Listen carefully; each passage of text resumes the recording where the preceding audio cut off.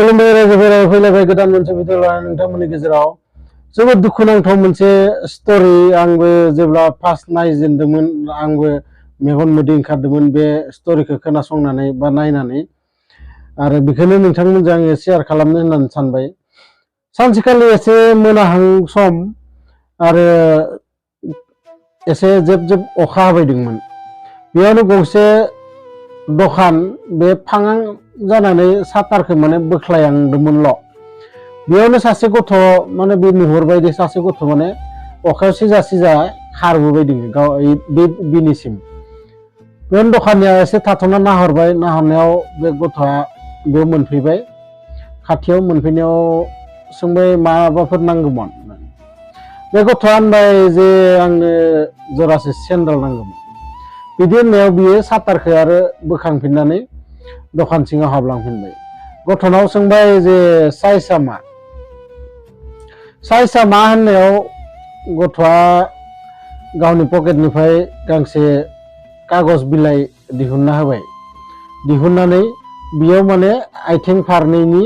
मोनसे माने जखा टाइपनि माने आखिनाय दङ माने सिम्पली होनो थाङोबा आथिंखौ ओरै बे कागजाव होनानै जिं जिं जिं जिं ओरै दट दट दट दट होनानै माने आथिंनि माबाया बेसेबां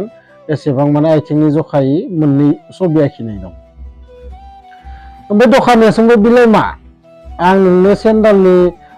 साइजखौसो सोंदो बेसां साइजनि सेन्देल नांगौ बे गथ'आ होनबाय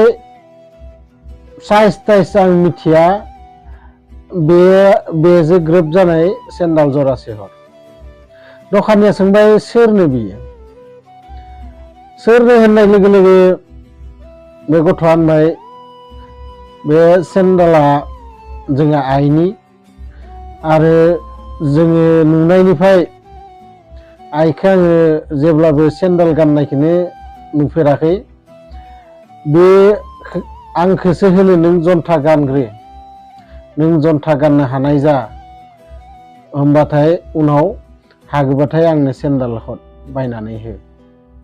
दिनैसिम आइया सेन्देलखौनो गानफेराखै बे हाग्रा बंग्रा जेराव थाङो बे आथिं गोजायैनो थाङो जेब्लाबो सेन्देलखौनो इउज खालामफेराखै बिदि होननानै दखानिया सेन्देल जरासे दिहुनना होबाय पसन्द जाबाय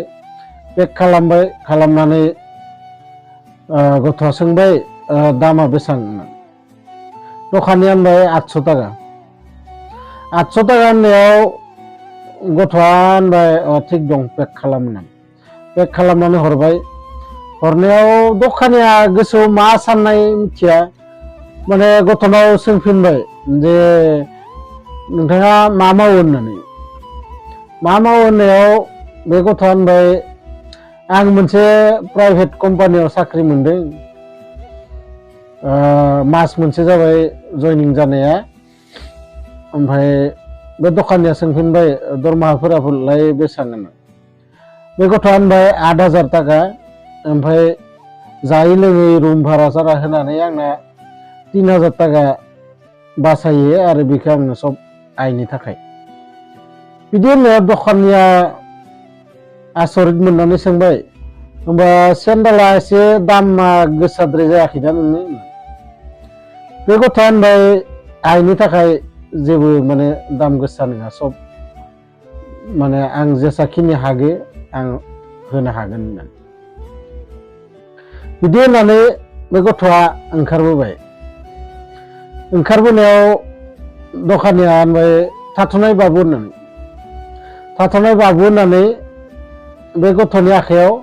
आरोबाव सेन्देल जरासे पेकिं खालामनानै बे गथ'नि आखायाव होबाय होनानै दखानिया होनबाय जे आइनो बे जरासे सेन्देलखौ आरो सासे फिसालाया हरदो होननानै खोन्थाबानो जाबाय आरो बै जरासेया गाज्रि जाबा बे जरासेखौ गाननो होबानो जाबाय बिदि होननायाव दखानिया एसे मोदै रथ' रथ'बो गबाय आरो बे गथ'आबो मोदै रथ' एसे गबाय गनानै सानैबो आखाइ मिलायनानै बेयो माने दखाननिफ्राय ओंखारबोहां जानायाव आरोबाव खनसे बे दखानिया बिनाव माने सोंबाय बाबु आं नोंनाव मोनसे बुस्थु बिगौमोन नों जुदि होयोबाथाय गथ'आ आरो सानबाय माबा बिगोन दा थेवबो होनबाय बे आच्चा आं होनो हागौबा होगोन होननानै बे दखानिया होनबाय जे नोंनाव दि बै कागजा दंमोन जेराव नोंसा आइनि माने आथिं थालानि सावगारि आखिनायदोंमोन बे कागजखौ आंनो होलां बे गथ'आ पकेटनिफ्राय कागजखौ दिहुनना हरबाय हरनानै माने